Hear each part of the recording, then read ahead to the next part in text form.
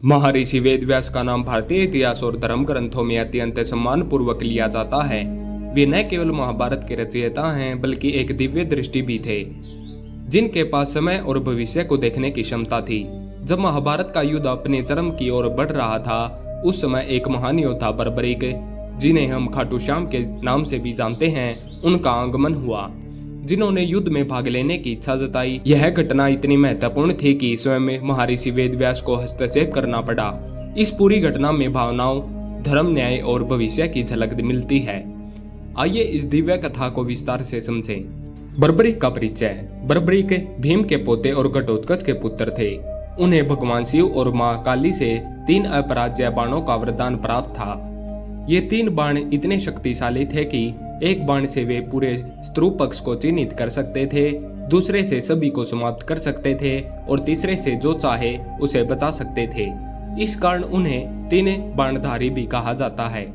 बर्बरीक ने प्रतिज्ञा की थी कि वे सदैव उसी पक्ष का साथ देंगे जो कमजोर होगा। यही प्रतिज्ञा आगे चलकर युद्ध के समीकरणों को पूरी तरह बदल सकती थी।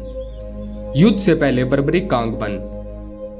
जब कुरुक्षेत्र में युद्ध की तैयारियां चल रही थी, तभी बर्बरीक युद्ध भूमि पर पहुंचे। उन्होंने घोषणा की कि वे युद्ध में भाग लेना चाहते हैं और कमजोर पक्ष का समर्थन करेंगे। उनकी इस घोषणा से पांडव प्रसन्न हुए, क्योंकि वे मानते थे कि बर्बरीक उनका साथ देंगे। लेकिन जैसे ही महर्षि वेदव्यास को इस बात का ज्ञान हुआ, वे तुरंत पांडवों के शिविर में पहुंचे। वेदव्यास ने दिव्य दृष्टि से देखा कि बर्बरीक की प्रतिज्ञा युद्ध को एक अजीब दिशा में ले जाएगी। यदि वे कौरवों को कमजोर पाएंगे तो पांडवों का साथ देंगे, और जैसे ही पांडव प्रबल होंगे, वे फिर से कौरवों के साथ ही हो जाएंगे। यह चक्र निरंतर चलता रहेगा, जिससे युद्ध कभी समाप्त नहीं होगा। इस स्थिति को देखकर महर्षि वेदव्यास ने गहन चिंतन किया। उन्होंने पांडवों को बुलाया और उन्हें बताया कि यदि बर्बरीक युद्ध में भाग लेंगे तो वह युद्ध की निष्पक्षता और उद्देश्य दोनों को ही समाप्त कर देंगे। वेदव्यास का सुझाव। महर्षि वेदव्यास ने पांडवों से कहा, हे धर्मपुत्र, यह बालक वीर अवश्य है, परंतु इसकी प्रतिज्ञा युद्ध को अमर बना देगी। धर्म की रक्षा और अधर्म के विनाश के लिए यह आवश्यक है कि युद्ध का निर्णय समय पर हो। तुम भगवान श्री कृष्ण से कहो कि वे इस बालक को युद्ध से रोकें। वेदव्यास के इस सुझाव से वे केवल नीति नहीं, वरन भविष्य की रक्षा भी छिपी थी। महर्षि वेदव्यास की सलाह पर श्री कृष्ण ने ब्राह्मण के वेश में बर्बरीक से भेंट की।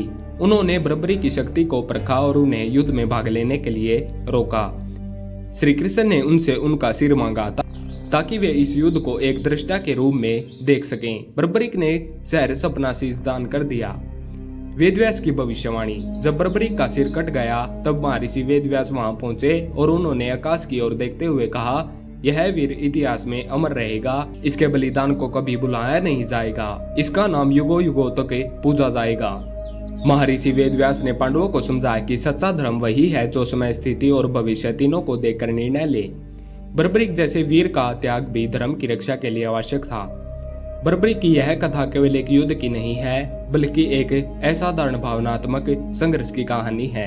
एक वीर जिसने बचपन से युद्ध की शिक्षा ली, जिसे अद्भुत बाणों का वरदान था, जिसने अपने वचन को परम धर्म माना, उसे अपने जीवन का बलिदान देना पड़ा, केवल इसलिए कि युद्ध का न्याय बना रहे।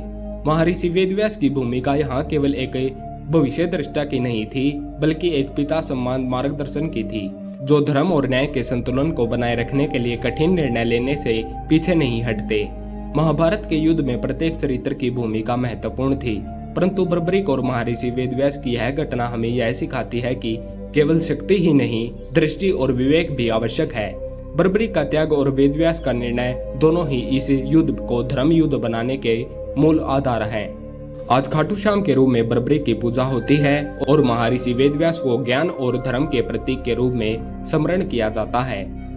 यह कथा हमें सिखाती है कि जब धर्म संकट में हो, तब केवल वीरता नहीं, बल्कि त्याग की भी आवश्यकता होती है। धन्यवाद।